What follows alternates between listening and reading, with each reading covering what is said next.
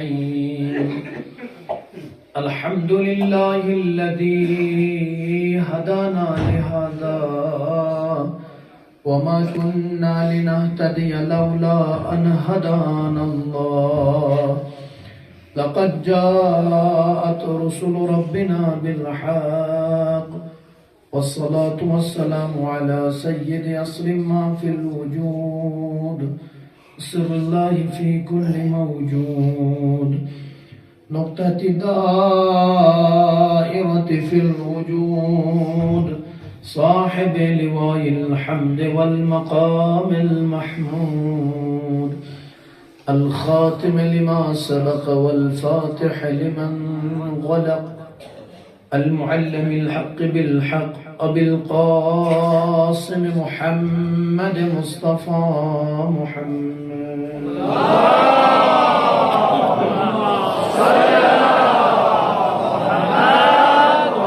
وآله الطيبين الطاهرين المعصومين المظلومين المنتجبين أما بعد قال إمامنا علي عليه الصلاة والسلام عن أمير المؤمنين عليه السلام قال إن الله يعذب الستة بالستة العرب بالعصبية والدهاقين بالكبر والأمراء بالجار والفقهاء بالحسد والتجار بالخيانة وأهل الرساتيق بالجهل صلوات على محمد وعلى محمد اللهم صل على محمد وعلى محمد تمام حمد و ثنا ہے ذات پاک پروردگار کے لیے درود و سلام ہے محمد اور آل محمد علیہ السلام کے اوپر قابل تعریف لائق تحسین آپ تمامی حضرات بہت دیر سے مجلس سے ایک بہترین مجلس کو مجلس والا کو آپ سماعت کریں تو خدا آپ کی سماعتوں میں روز بروز اضافہ فرمائے آپ دور و دراز آئے ہیں عزائے حسین میں آئے ہیں اس فرش عزا میں آئے ہیں یقیناً خالی ہاتھ کوئی نہیں آیا بہت کچھ لے کر آیا ہے اور مجھے امید ہے اپنے رب سے اور حسین کے رب سے کہ یقیناً جو بھی اپنی تمنائیں لے کر ہے بہت کچھ لے کر آیا ہے اور بہت کچھ لے کر جائے گا در حسین سے کوئی خالی نہیں جاتا میری دعا ہے اے خدا اے رب حسین جتنے بھی مومن عزادار بھائی بچے بزرگ جوان ماں بہنیں بیٹیاں جو لوگ بھی اس مجلس میں شریک ہونے آئے ہیں شرکت کے لیے آئے ہیں خدا ان کی جو بھی حاجات ان سب کی حاجات کو روا فرما ان میں سے جو مومن مومنات بھائی بہن بزرگ جو مشکلات رکھتے پریشانیاں رکھتے ان کی مشکلات کو رفع دفع فرما خدایا میری بہن نے اپنے گھریلو پریشانیوں کے خاطر اپنے اولاد کے دعاؤں کی التماس کی خدایا ان کی جو بھی پریشانی کو رفع دفع فرما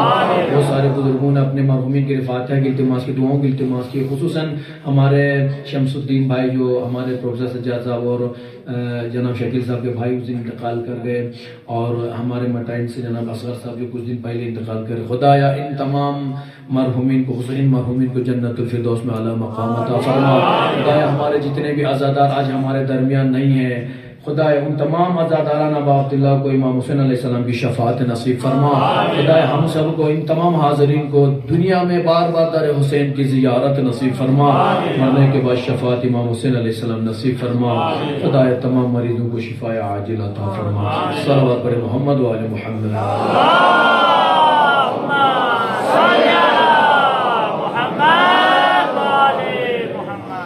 عزیزان ایمانی جس حدیث مبارکہ کو ہم نے سرنامہ کلام قرار دیا ہے مجموعے میں دیکھنے کے بعد یہ مجھے احساس ہو رہا ہے کہ آج جوانوں کی اتنا بڑا مجموعہ ہے جوان آتے ہی اسی لیے کہ تاکہ ہم زیادہ سے زیادہ ہدایت حاصل کریں اور زیادہ سے زیادہ ماتمداری امام حسین علیہ السلام بپا کریں ان جوانوں کے جذبات کو ہم درک کر سکتے ہیں اور ان کے جذبات کا لحاظ رکھتے ہوئے انشاءاللہ ہم مختصر ہی مجلس پڑھیں گے لیکن اپنے جوانوں کے لیے میں وقت دینا چاہوں گا تاکہ وہ کھل کے ماتم پہ اعضاء امام حسین علیہ السلام کریں اور نوحہ خوانی کریں جس حدیث مبارکہ کو ہم نے سرنامہ کلام قرار دیا ہے میرے اور آپ کے پہلے امام علی علیہ السلام فرماتے ہیں امام علیہ السلام فرماتے ہیں 6 گروہ ایسے ہیں جن کو خداوند عالمین عذاب نازل کرے گا خداوند عالمین 6 گروہ ایسے ہیں 6 گروہ کو 6 گروہ کی وجہ سے 6 گروہ ایسے ہیں دنیا میں جن کو ان کے 6 گروہوں کی وجہ سے ان پر عذاب نازل کرے خداوند عالمین وہ 6 گروہ اور 1-2 باتیں پھر ابھی زحمت تمام. امام علیہ السلام پہلے فرماتے قال ان اللہ یعذب الستة بالستة العرب بالعصبیہ.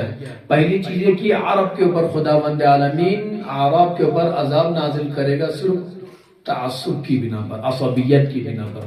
آج ہمارا جو موضوع ہے یقیناً انشاءاللہ جانوں کے لیے میں بتانا چاہوں گا، موضوع ہمارا یہ عصبیت کے اوپر.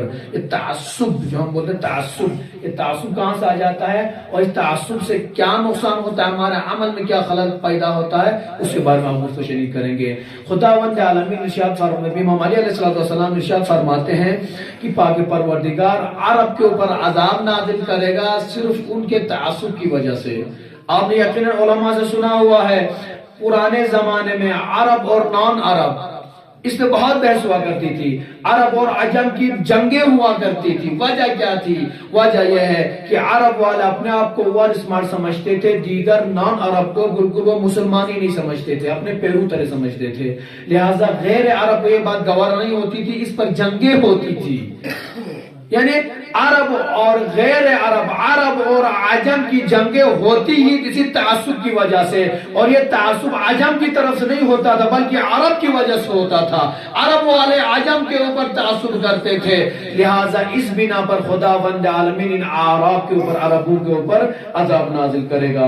پھر امام علیہ السلام فرماتے ہیں والدہاقین بالکبر. امام علیہ السلام فرماتے ہیں جو قبیلے کے جو بڑے سردار ہوتے ہیں، رئیس ہوتے ہیں، ان کے اوپر خداوند عالمین عذاب نازل کرے گا. کس کی وجہ سے؟ ان کے بڑکپن کی وجہ سے. جو اپنے آپ کو بڑا سمجھتے ہیں، سب کچھ سمجھتے ہیں، یا جو بادشاہ ہوتا ہے وہ اپنے آپ کو سب کچھ سمجھتا ہے. ان کے زیادہ جو اپنے آپ کو بڑے سمجھتے ہیں، تکبر اور کبر کی وجہ سے خداوند عالمین ان کے اوپر عذاب نازل کرے گا. تیسروں گروہ امام علیہ السلام فرماتے ہیں امراء کے اوپر خداوند عالمین عذاب نازل کرے گا. کس وجہ سے؟ ان کے ظلم و جور کی وجہ سے. اب اکثر دیکھتے ہیں جب کوئی بڑی پوسٹ پر جاتا ہے، وہ جس حد تک ظلم کر سکتا لوگوں پر کرتا ہے. یہ نہ سمجھ صرف ڈنڈا مارنا ہی ظلم نہیں ہے عزیزان گرامی، ہر طرح کے ساتھ دیکھیں. مثلا آج ایک بڑی پوسٹ پر ہے، ہم جیسا غریب جاتا ہے ایک بڑی پوسٹ والے پر، بھائی یہاں پہ سائن کر دیجئے، سائن کی ضرورت ہے. آپ کو ٹھکرا کر واپس دیتا ہے، بولتا کل آ جاؤ، کل آ جاتے ہیں، بولتا پرسوں آ جاؤ. ایک ہفتہ تو ایک سائن کے لیے دوڑا دیتا ہے. آئے ظلم نہیں تو اور کیا ہے؟ یا آپ ایک سائن کے لیے جاتے ہو، کہتے تھے بھائی آپ کو 100 روپیہ دینا پڑے، 200 روپیہ چائے پانی دینا پڑے گا. یہ ظلم نہیں تو اور کیا ہے؟ ضروری نہیں کہ صرف اس پر 2-4 ہاتھ مار دو تو ظلم ہو گیا. امام علیہ السلام فرماتے ہیں جو امیر جو ہوتے ہیں، جو بڑے جو ہوتے ہیں، وہ ظلم کی وجہ سے خداوند عالم کے عذاب کے شکار ہوں گے. اس کے بعد امام علیہ السلام فرماتے ہیں والفقہاء بالحسد، فقہاء حسد کی بنا پر ان پر خداوند عالمین عذاب نازل کرے گا. جو فقہاء ہوتے ہیں، جو پڑھے لکھے ہوتے ہیں، بڑے بڑے ہوتے ہیں، جن کے امامے بہت بڑے ہوتے ہیں، یا جو سمجھ رکھتے ہیں، صرف آپ علم کے نہ سمجھ بھی رکھتے ہیں، وہ لوگ جو سمجھ فہم جب کچھ رکھتے ہیں، علم بھی رکھتے ہیں، لیکن اس کے باوجود اپنے سامنے والے انسان کے اوپر تعصب کرتے ہیں، تو امام علیہ السلام فرماتے ہیں ان کے اوپر ان کے ساتھ حسد کرتے ہیں کہ یہ مجھ سے آگے نہ جائے، مجھ سے آگے نہ جائے. اس صورت میں خداوند عالمین ان کو، ان فقہاء کو، ان کی حسد کی بنا پر ان کے اوپر عذاب نازل کرے گا. آپ سمجھ سکتے ہیں کہ اپنے آپ کو ایک 10,000 دے دی شامونی نہ جنتا مانا جس سب کے مائنڈ یہ ہے کہ شامونی من حسد مابو بات. میں تو جب مجھے پوچھتا ہوں چی بات جو در منظر دے شامونی ایک شاب کو دو شابتوں سے مکری ہیں حسد بے لوگ. سب کو یہ بات تو سب کو نظر آتی. میں بولتا ہوں ذرا دوسری فیلڈ میں تو جا کر دیکھو. ایک ڈیور حسد بھی بات ہے. اے دکاندار کسٹمر زیادہ ہوتی دکاندار کم ہے وہ اس نہیں پولیٹیسا سوچ ہے. ہر چیز میں جس فیلڈ میں بھی آپ جائیے، چھوٹے ملازم سے، ملازم یہاں سرکاری نوکری پہ نہیں، سرکاری نوکری پہ دونوں ملازم ہیں، لیکن ایک بڑی پوسٹ پر ہے، ایک چھوٹی پوسٹ پر ہے. چھوٹی پوسٹ والے کے دل سے تو پوچھو تو اس کو دل کتنا حسد ہوتا ہے میں اس پوسٹ تک کب پہنچ جاؤں گا. آگے جائیے، دو اسٹوڈنٹ ایک کلاس میں ہیں، ایک پڑھائی میں اچھا ہے، ایک پڑھائی میں تھوڑا کمزور ہے، یا یوں کہیے دونوں اچھے تھے ماشاءاللہ سے، دونوں پڑھائی میں اچھے تھے، لیکن ایک کلاس میں فرسٹ آیا ہے، ایک سیکنڈ آیا ہے. اس سیکنڈ والے کے دل سے پوچھے کہ فرسٹ وہ آپ نہیں آئے وہ آیا ہے، اس کے دل میں تو پوچھے نا اس کے بارے میں کیا وہ اندر سوچ رہا ہے. ہر فیلڈ میں ہے بدنامی تھوپا. بدنام صرف یہ پکڑے والے علماء نے حسد ایسا لگتا ہے فنتانا من حسد مانا بھی بات صرف یہی لوگ حسد کرتے ہیں، ہر فیلڈ میں لوگ حسد کرتے ہیں۔ اسی لیے امام علیہ السلام فرمائے جو لوگ بھی حسد کریں گے ان کے حسد کی بنا پر خداوند عالمین ان کے اوپر عذاب نازل کرے گا۔ ایک دوسرا گروہ فرماتے ہیں وَالتُّجَّارَ بِالْخِيَانَةِ، اور تاجروں کے اوپر، بزنس مینوں کے اوپر بھی ان کے بزنس کی وجہ سے خداوند عالمین عذاب نازل کرے گا۔ آپ سوچیں، آپ کہیں گے شیخ باروں میں کیسی بات کر رہے ہیں آپ، ہم تو بزنس کر رہے ہیں، کہاں سے ہمارے پر خدا عذاب نازل کرے گا؟ ہم تو پیغمبر کی سنت پر عمل کر تجارت کر رہے ہیں، تجارت تو کر رہے ہیں، بزنس تو کر رہے ہیں۔ اگر خدا نہ خواستہ آپ نے اس بزنس نے خیانت کی، اگر خیانت بس نہ کر تو یقیناً آپ کو اس تجارت کی وجہ سے خدا عذاب نازل کر دے۔ شاید کل یا پرسوں ہماری ایک بار میں نے مثال دی تھی، جب ہم کہیں ٹماٹر لانے جاتے ہیں، آم لانے جاتے ہیں، دکھائیں گے بڑھیا والا مال، نہ ہو سکتا 3 ٹماٹر خراب، 1 kg 7 سے 8 ٹماٹر آ جاتا ہے، اس میں سے 3 خراب ہی ہوں سٹم تنگ ہوتا ہے 1 کلاس پنے سو آم کیوں آم دکھائیں 5-6 پیس آتا ہے، دکھائیں گے تو بڑھیا والا، جب آپ کھا کر دیکھو تو یہاں سے یہ خراب نظر آ رہا ہے، یہ خیانت ہے۔ اس لیے کہ میں نے جو پیسہ دیا 1 kg کا پیسہ دیا ہے تو یقین اصلی مال کے لیے اس ڈپلیکیٹ کے لیے اس خراب کے لیے نہیں دیا ہے۔ وہ سمجھتے ہیں بک گیا، سامنے کو پتہ ہی نہیں چلا، چونا مار دے بھائی کو، یہ نہیں پتا کہ تم یہاں پر چونا مار رہے ہو اور وہاں پر اسی چونے میں ڈنڈے پڑیں گے تو وہ جو سفید چونا لال ہو جائے گا۔ سوال پڑے نا محمد والے محمد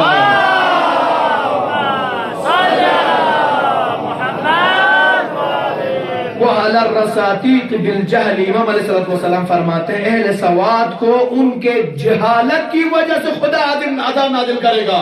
ہم نے کہتے ہیں پڑھا لکھا ان پڑھ ہے، یہ پڑھا لکھا ان پڑھ ہے، وہ دو چیز پہ رہے، دونوں تضاد چیزیں ہیں۔ اگر پڑھا لکھا ہے تو ان پڑھ نہیں ہو سکتا، اگر ان پڑھ ہے تو پڑھا لکھا، ہم دونوں کو حالانکہ یہ علماء مہربانی تائید کریں گے یہ تضاد چیزیں کبھی لا یجتمعان ابدا، یہ دونوں چیزیں کبھی جمع نہیں ہو سکتی، لیکن ہمارا کمال ہے کہ ہم دونوں کو جمع کر کے دکھاتے ہیں، کہتے ہیں یہ پڑھا لکھا ان پڑھ۔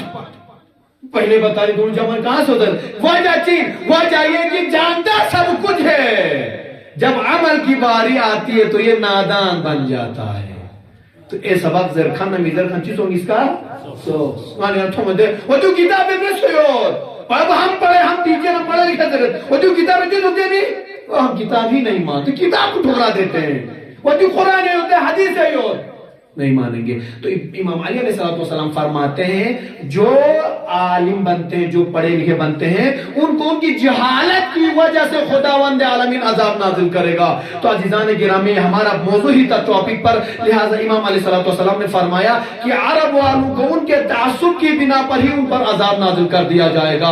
عزیزان گرامی یہ تعصب بہت بڑی بیماری ہے۔ تعصب کیسی بیماری میں آپ کو بتاتا چلوں، تعصب اس کو کہتے ہیں جب جناب موسیٰ علیہ السلام سے ملاقات ہوئی شیطان سے، جلدی میں پڑھنا چاہوں گا جوانوں کے لیے، جب جناب موسیٰ علیہ السلام سے ملاقات ہوئی شیطان کی اور شیطان آ کر سفارش کرتا ہے، شیطان نے پہلی بار جناب موسیٰ سے خطاب کرتے ہوئے کہا ہے موسیٰ مجھ سے غلطی ہو گئی، میں چاہتا ہوں خدا سے توبہ کرو، میری توبہ میری سفارش کر دے خدا سے، کسی طریقے خدا مجھے معاف کر دے، مجھے رجیم جو بنایا خدا نے مجھے معاف کر دے۔ بات سمجھ گئی نا؟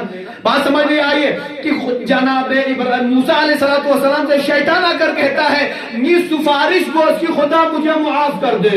جناب موسیٰ خوش ہو گئے، بس شیطان کو اپنی غلطی کا احساس ہو گیا ہے، آگے دربار میں آ کر کہتا ہے کہ تم مناجات میں کہتا ہے خدایا شیطان لا افسوس ہو دوں گے، شیطان لا معابس، شیطان لا معابس، خداوند عالمین کی طرف سے خطاب ہوا اے موسیٰ میں شیطان کو 2 منٹ معاف کر دوں، بس ایک شرط ہے۔ کہ خدا شرط کیا ہے؟ کہ شرط یہ ہے ان سے کہو جا کر حضرت آدم علیہ السلام کی قبر مطہر پر جا کر سجدہ کریں۔ بات کیوں یہاں کر اٹک گئی؟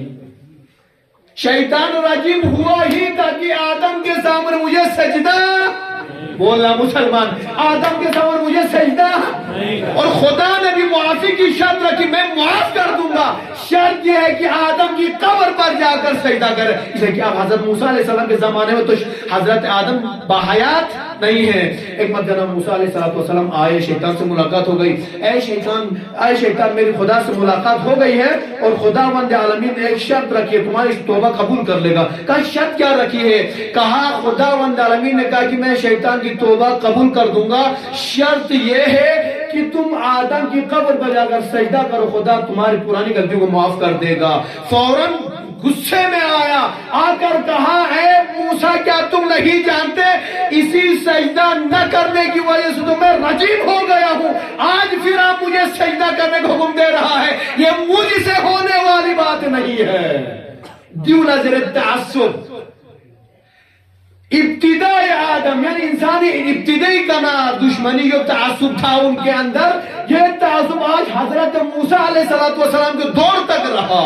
دی تعصب کی بیماری، خدا معاف کرنا چاہ رہا ہے لیکن پھر بھی سجدہ کرنے کے لیے تیار نہیں ہے۔ لیکن شیطان اس آفر جتاس حضرت موسیٰ تھا، بولا اے موسیٰ میں آپ کا احسان مند ہوں کہ آپ نے میری بات خدا تک پہنچائی ہے، لہٰذا میں آپ کا مقروض ہو گیا ہوں۔ بات ہوتے ہیں نا ذرا دل کی باتیں کسی کو نہیں بتاتے ہیں۔ شیطان نے آج پہلی دفعہ 3 باتیں بتائی حضرت موسیٰ علیہ السلام کو۔ کہا موسیٰ تمہارا احسان ہے میرے اوپر کہ تو نے خدا سے میری سفارش کی ہے، میں تمہیں 3 چیزیں بتاؤں گا، اس وقت مجھ سے بچ کے رہنا۔ اب یہ سمجھ میں نہیں ہے کہ اپنا راز بتا رہے تھے، دھمکی دے رہے تھے، اب مجھ سے بچ کے رہنا، اس وقت میرا حملہ ہوگا اور مجھ سے بچ جانا۔ کہا وہ 3 کیا چیزیں ہیں؟ پہلی چیز جناب موسیٰ علیہ السلام سے شیطان نے کہا کہ 3 ناز پہلے یہ کہ اے موسیٰ جب بھی تمہیں غصہ آ جائے اس وقت مجھ سے بچ کے رہنا ہے۔ یعنی شیطان کہتا ہے جب بھی انسان کو غصہ آ جاتا ہے اس وقت میں ان کی مدد کر دیتا ہوں، میں دکھ سے سب سے ستر جیتا ہوں گا، مطلب اور گرم کرا دیتا ہوں۔ موسیٰ جب بھی غصہ آ جائے تو فوراً اپنے اوپر کنٹرول کر لیا، مطلب میں آپ پر حاوی نہیں ہوں گا۔ اگر آپ نے کنٹرول مسوں گرم چین چھانا کر سمجھ لو تم ہار گئے مجھ سے۔ تو شیطان کب ہمارے پر حملہ کرتا ہے؟ جب ہم غصے میں ہوتے ہیں۔ دوسری چیز شیطان نے حضرت موسیٰ علیہ السلام سے بتائی، کہا جب جنگ کے لیے جانا، محاذ پر جانا، جب بارڈر پر تم کھڑے رہو گے، دشمن کو آنے کے دشمن سے جنگ کرنے تم آمادہ رہو گے، اس وقت تم مجھ سے بچ کر رہنا موسیٰ۔ کہا کیوں؟ کہا اس لیے کہ جب میں آؤں گا تو تمہیں لالچ دوں گا، اے موسیٰ اگر یہ رشی نہ کتوری پھر بار بسکو سمال بچہ سنگا، آپ کے بچے یتیم ہو جائیں گے، آپ کی بیوی بیوہ ہو جائے گی، اس وقت مجھ سے بچ کے رہنا۔ تیسرا حربہ بتاتے ہوئے کہتا ہے کہ جب کبھی ایک مرد اور ایک زن، ایک لیڈی ایک جینٹ ایک ہی روم میں ہو تو تیسرا فریق میں ہوتا ہوں مدد کرنے کے لیے۔ اے موسیٰ ایسی کنڈیشن میں مجھ سے بچ کے رہنا۔ یہ 3 راز موسیٰ میں تمہیں اس لیے بتا رہا ہوں کیونکہ تو نے میری بات خدا تک پہنچائی تھی۔ لیکن عزیزان گرامی اس واقعے سے بات یہ سمجھ میں آ گئی، شیطان آدم علیہ السلام کے زمانے سے تعصب کا شکار ہو گیا تھا، حضرت موسیٰ کا زمانہ آیا، خدا نے معاف بھی کرنا چاہا، لیکن یہ تعصب ایسی بیماری ہوتی ہے، پھر بھی چاہا میں رجیم بنوں گا، میں اپنے اوپر دنیا کی لعنتوں کا توق پہن لوں گا، لیکن میں آدم کے سامنے سجدہ ریز نہیں ہوں گا۔ صلوات پڑھیں محمد والے محمد۔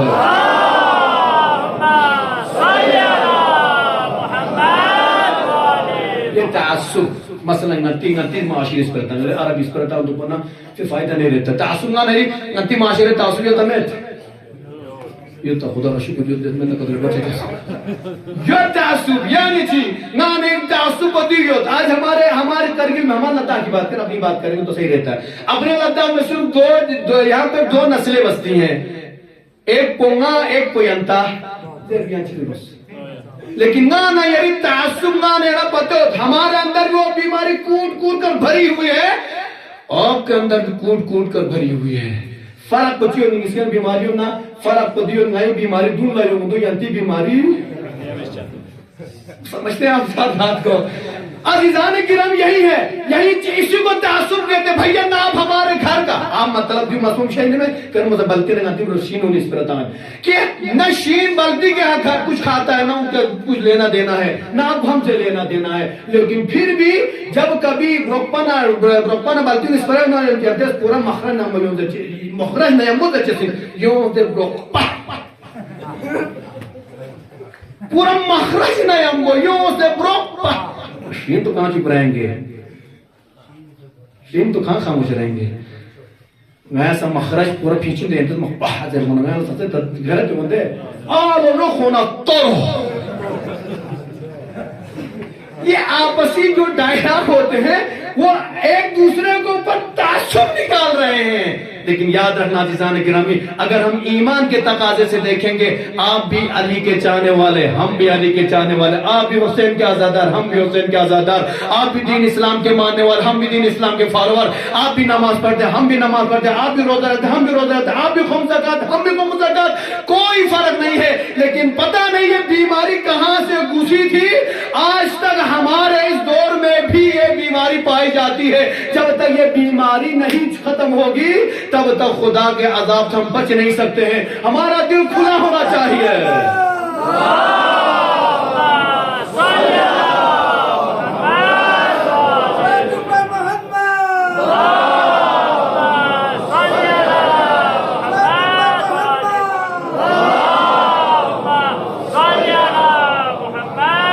ماشاءاللہ سوال ضرور سنگا تھا ایک بات ہے اسی میں نا ماشاءاللہ سوال ضرور اس جب میں پڑھنے کے لیے ماشاءاللہ مقدس پوچھا تو لوگ مجھ سے بات ہی نہیں کرتے تھے، وہ بات ہی نہیں کرتے تھے. وہ پوچھتا تھا کیا وجہ ہے بھائی، طلبہ اپنے پاس بات نہیں کرتے ہیں، کیا وجہ ہے؟ تو وہاں تک بھی پوچھا ہوا تھا. اتفاق دیوسوں ماشاءاللہ مقدس میں نہاتا ہی ہوتے ہیں تنہاشی غلطہ ہی ہوتے ہیں. یہ بیماری وہاں تک پہنچی تھی. تو آپ سمجھ سکتے ہیں بیماری بہت سخت ہوتی ہے، اس بیماری کو ختم کرنے کی ضرورت ہے. لیکن عزیزان گرامی جب بیماری کی بات آ گئی ہے، یہ کس طریقے سے لوگ تعصب کرتے ہیں، تعصب کس طریقے کرتے ہیں. امام علی علیہ الصلوۃ والسلام کی حدیث بیان کر آپ زحمت تمام کرنا چاہوں گا. امام علی علیہ الصلوۃ والسلام فرماتے ہیں میں پیغمبر اکرم صلی اللہ علیہ وسلم کے ساتھ تھا، کئی مقام پر تھا جب اعلان نبوت پیغمبر فرما چکے تھے. ایک مقام پر بیٹھا ہوا تھا، اتنے میں عرب کے کچھ جاہل عرب کچھ لوگ آئے. آنے کے بعد کہتے ہیں اے محمد ہم نے سنا ہے تم نے نبوت کا اعلان کر دیا ہے. پیغمبر اسلام نے فرمایا ہاں میں نے نبوت کا اعلان کر دیا ہے. کہا تم کیا چاہتے ہو؟ کہا ہم چند سوال کرنا چاہتے ہیں، اگر تم ان کا جواب دو گے تو یقیناً ہم آپ کی پیروی کریں گے یا ہم آپ کی بات مان جائیں گے. پیغمبر اکرم صلی اللہ علیہ وسلم نے فرمایا کہ کیا بات ہے، کیا سوالات ہیں؟ اس میں ایک شخص تھا عبداللہ بن سلام. تاریخ میں جب آپ نام دیکھو گے بہت برا انسان تھا، نام پیارا تھا عبداللہ بن سلام، نام پیارا تھا لیکن کام بہت گھٹیا تھا. پیغمبر کی خدمت میں آ کر کہتا ہے کہ میں 3 سوال کرتا ہوں، اگر آپ نے 3 سوالوں کا جواب دیا تو سمجھ لوں گا کہ آپ حقیقی اللہ کے پیغمبر نبی ہیں یا وصی ہیں. اس لیے کہ ان سوالوں کا جواب کوئی ایرا دیرا دے نہیں سکتا. پیغمبر اکرم نے فرمایا کون سے 3 سوال؟ کہا 3 سوالات ہیں. تو کون سے 3 سوالات ہیں؟ کہا پہلا سوال یہ ہے کہ جب قیامت ہوگی، قیامت کے ظاہر ہونے کی پہلی نشانی کیا ہے؟ قیامت مانے قیامت ہوچا سے نہ دے وقت قیامت میں پہلے ڈھائی تھوڑے قیامت ہوتے ہیں، کچھ نشانیاں ظاہر ہوں گی. تو پہلی نشانی کیا ہوگی جس سے لگے کہ قیامت اب ظاہر ہو گئی، قیامت ہو گئی ہے؟ دوسری چیز فرماتے ہیں ننتا جب جنت میں ہم جائیں گے تو جنت میں پہلی غذا کون سی ہوگی؟ سوالات تو دیکھیے نا، ایسے تھوڑی نا کوئی نبی پیغمبر بن جاتا ہے. اور تیسرا سوال کون سا بھیا؟ تیسرا سوال ہمارا یہ ہے وہ کون سے عوامل ہے جس کی وجہ سے بچے کی شکل و صورت یا وہ باپ کی نسل پر جاتے ہیں یا باپ کی شکل پر جاتے ہیں یا ماں کی شکل پر جاتے ہیں. پہلے 2 کو ڈیلیٹ کر دے، تیسرا والا آپ سوچیں گے کون سا جواب ہے. بچے کن عوامل کی بنا پر آتی شکل یا چھیپ، کن عوامل کی بنا پر امی شکل سے. مجھے پتہ سب سنیں گا کسی غور سے.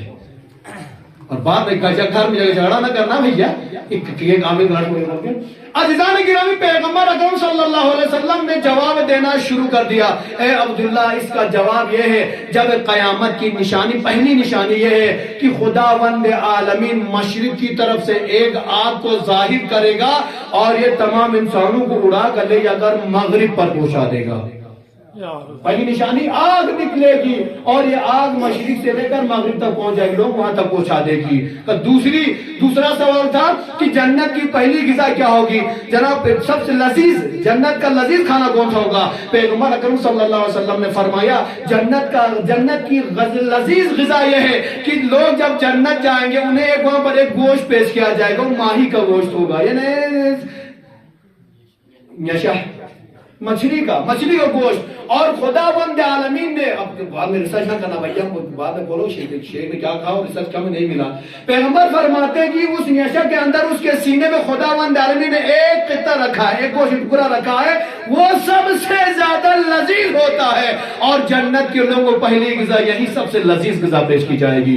تیسرا عامل پیغمبر نے فرمایا، تم نے پوچھا ہے باپ کن عوامل، بچے کن عوامل کی بنا پر باپ کے اوپر جاتے ہیں، کن عوامل کی وجہ سے ماں کے اوپر جاتے ہیں. پیغمبر اکرم صلی اللہ علیہ وسلم نے فرمایا، اگر نطفہ مادری پر فوقیت کر جائے تو بچے باپ پر جاتے ہیں، اگر نطفہ مادری نطفہ پدری پر چلا جائے تو یقیناً بچے ماں کی صورت میں جائیں گے. صلوات بڑے محمد والے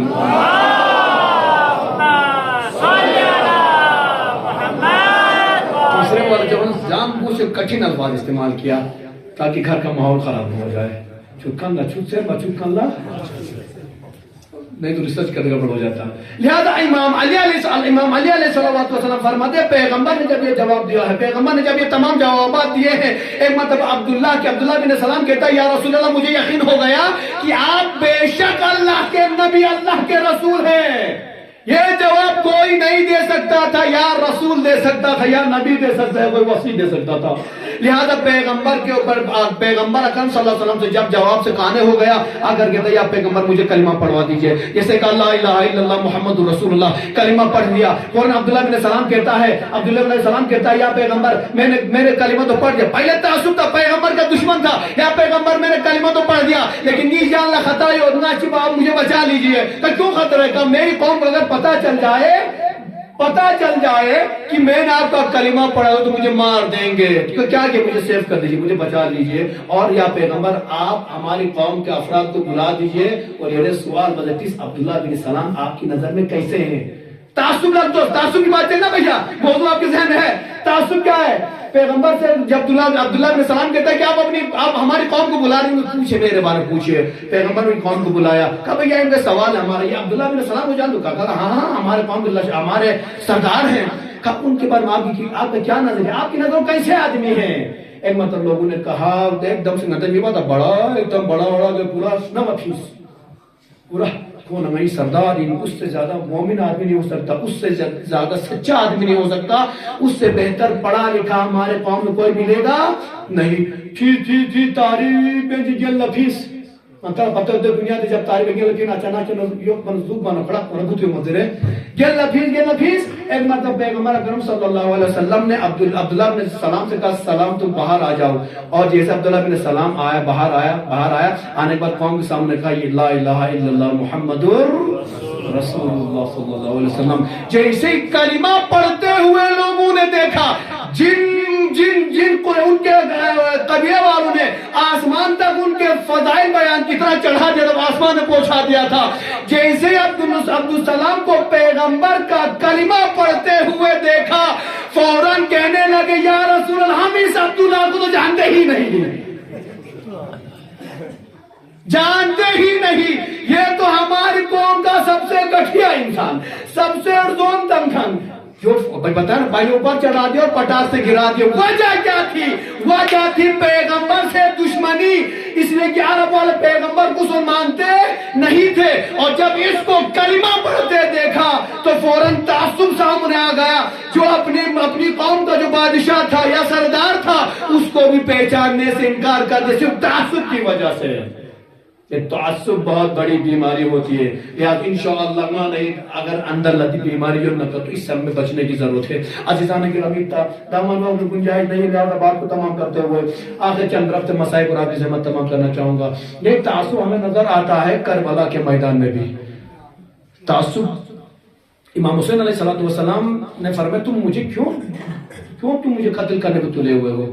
لوگوں نے کیا جواب دیا؟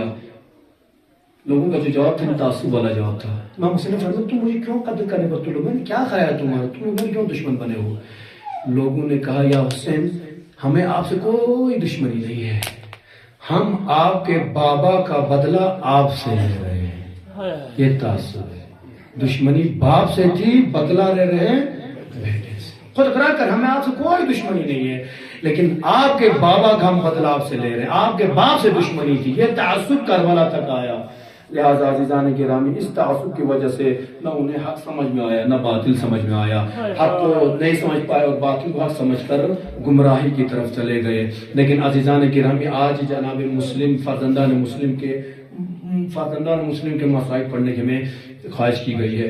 لہذا فرزندان مسلم کے بارے میں اکثر جب آپ کتابوں میں دیکھیں گے, تاریخ خوارزمی میں دیکھیں گے, تاریخ شیخ صدوق میں دیکھیں گے اور بہت ساری تاریخ میں دیکھیں گے تو چند الفاظ تھوڑے بہت چینج ہیں. لہذا شیخ صدوق کی میں روایت پڑھنا چاہوں جو شیخ صدوق علیہ الرحمہ نے جو بیان کیا ہے. کہتے ہیں کہ 2 بچے تھے جناب مسلم کے, ایک کا نام تھا محمد, ایک کا نام تھا ابراہیم. 2 بچے تھے, چھوٹے معصوم بچے تھے. میرے سمجھ اگر ہمارے ساتھ بچے ہوں, ہم سفر میں اپنے ساتھ بچے لے کر جائے اور سفر میں اگر بابا کا سایہ سر سے اٹھ جائے وہ بچے کہاں جائیں گے؟ نانے کھچولا چھتے چاچانا مچانا بچوں کو حال پکڑ کر رکھتے ہیں. کیوں؟ کہیں میرا بچہ اس گلی میں جا کر پریشان نہ ہو جائے, تاکہ بچے پریشان نہ ہو جائے. لیکن آئیے ذرا کربلا دیکھیں, کربلا کی طرف نظر کیجئے. جناب مسلم ٹپی گندے مسائب بیان بسیم, جناب مسلم شہید ہو گئے ہیں, باپ کا سایہ سر سے اٹھ گیا ہے, لیکن یہ بچے تڑپ رہے ہیں, گلی میں گھوم رہے ہیں, پھر رہے ہیں, کوئی پوچھنے والا نہیں ہے. دوڑتے دوڑتے تاریخ کہتی ہے کہ جناب مسلم کے بچے 1 سال تک زندان یعنی بند بعد شہادت امام حسین علیہ السلام, بعد شہادت حضرت مسلم 1 سال تک یہ بچے قید خانے میں بند رہے. قید خانے میں بند رہے, سمجھتے قید خانہ چھوٹے بچے ہیں. تاریخ کہتی کہ دونوں بچے قید خانے میں بند رہے. تو ایک مرتبہ ایک جو زندہ بان تھا ان سے خواہش کرتے ہیں, آ کر کہتے کہ ہمیں تم آزاد کر دو. لیکن تاریخ کہتی کہ وہ زندہ بان جو تھا وہ تھوڑا سا اہل بیت کا چاہنے والا تھا, محبت رکھتا تھا, دونوں بچوں کو دیکھتا تھا, ہمیشہ نماز میں دعاؤں میں مناجات میں مصروف رہتے تھے. پاس بلایا, پوچھا اے بچوں تم کون ہو, تم کس کے فرزند ہو؟ بچوں نے تعارف کرایا, کس طریقے سے کرایا, کہا تم پیغمبر کو جانتے ہو؟ اس زندہ بان نے کہا میں پیغمبر کو جانتا ہوں. کہا تم اگر پیغمبر کو جانتے ہو تو ضرور حسین کو بھی جانتے ہوں گے. کہا میں حسین تو میرا آقا مولا ہے, میں حسین کو بھی جانتا ہوں. کہا اگر تم حسین کو جانتے ہو تو حسین کے ایک بھائی تھے مسلم سفیر حسین کو بھی جانتے ہوں گے. زندہ بان نہیں جانتا تھے بچے کون ہیں. کہا مسلم کو میں جانتا ہوں جسے دغا دے کر 2 کوفے والوں نے شہید کر دیا. بچے سمجھ گئے یہ تو ہمارے اہل بیت کا چاہنے والا ہے. بچے چھوٹے چھوٹے ہاتھ جوڑ کر کہتے ہیں اے زندہ بان ہم اسی یتیم مسلم کے یتیم ہیں, ہم اسی مسلم کے یتیم ہیں, ہمیں آزاد کر دو. اللہ اکبر. تاریخ کہتی وہ شب وہ زندہ بان سو نہیں پایا کہ میں نے اہل بیت کے بچوں کو زندہ میں بند کر کے رکھا ہے. رات کی آدھی پہر ہو گئی تھی, وہ زندہ بان آتا ہے, بچوں کو جگاتا ہے, دروازہ کھول لیتا ہے, کہے بچوں جہاں جانا ہے چلے جانا, لیکن اپنے نانا سے پیغمبر سے میری شکایت نہ کرنا. مسلم کے بچے چھوٹے بچے ہیں, اب آزاد تو ہو گئے, جائیں تو کہاں جائیں. ایک گلی میں جا رہے ہیں, راستہ نہیں ملتا, دوسری گلی جا رہے ہیں, راستہ نہیں ملتا, تیسری گلی جا رہے ہیں. تھکتے ایک جگہ پر بیٹھ جاتے ہیں. ایک مومنہ نے دیکھا کہ 2 معصوم سے پھول جیسے بچے بیٹھے ہیں. پوچھا کس کے بچے ہو؟ کہے مومنہ ہم مسلم کے یتیم ہیں, ہمیں پناہ کی ضرورت ہے. مومنہ نے اپنے گھر لے گیا, مومنہ نے اپنے گھر پر رکھا. ارے زندہ سے تو آزاد ہو گئے تھے, مومنہ کے گھر میں جب رہے, یہی مومنہ کا جو شوہر تھا دشمن اہل بیت تھا, انہی بچوں کے تلاش میں تھا. بیماری کہتی ہے رات میں دونوں بچوں نے دیکھا، ایک خواب دیکھا، بابا کو شاید خواب میں دیکھا، دونوں گریہ کرنے لگے، فریاد کرنے لگے۔ اس عورت کا شوہر اٹھ کر کہتا ہے یہ کیوں فریاد ہو رہی ہے، یہاں ہمارے کمرے میں کون ہے؟ اندر جا کر دیکھا، اس مظلوم نے کس کو، اس ظالم نے کس کو دیکھا؟ دو مظلوم بچوں کو دیکھا، محمد و ابراہیم کو دیکھا۔ کہا تم کس کے بچے ہو؟ کہا ہم مسلم کے بچے ہیں۔ ارے اس ظالم نے دونوں کے گلے کو پکڑا، اپنے ساتھ لے جا کر نہر کے پاس لے گیا، دونوں معصوم بچوں کے سروں کو جدا کرنا چاہا۔ چھوٹا بھائی کہتا ہے اے ظالم اگر قتل ہی کرنا ہے تو پہلے مجھے قتل کر دو، ارے میں اپنے بھائی کو قتل ہوتے نہیں دیکھ سکتا۔ ارے بڑا بھائی کہتا ہے اے ظالم پہلے مجھے قتل کر دو، میں اپنے چھوٹے بھائی کو خون میں نہاتے نہیں دیکھ سکتا۔ ظالم نے دونوں کے سر کو تن سے جدا کر دیا، دونوں لاشوں کو پانی میں پھینکا، دونوں لاش آپس میں گلے لگاتے ہیں۔ میں کہوں گا اے آقا حسین، آج مسلم کے بچے یتیم تھے، آج شہید ہو گئے۔ ارے دشمن کو ان چھوٹے معصوموں پر بھی ایک مرتبہ ان پر رحم نہ آیا اور انہیں شہید کر دیا۔ الا لعنۃ اللہ علی القوم الظالمین وسيعلم الذين ظلموا أي منقلب ينقلبون رضا بقضائه وتسليما لأمر مولاه ما تم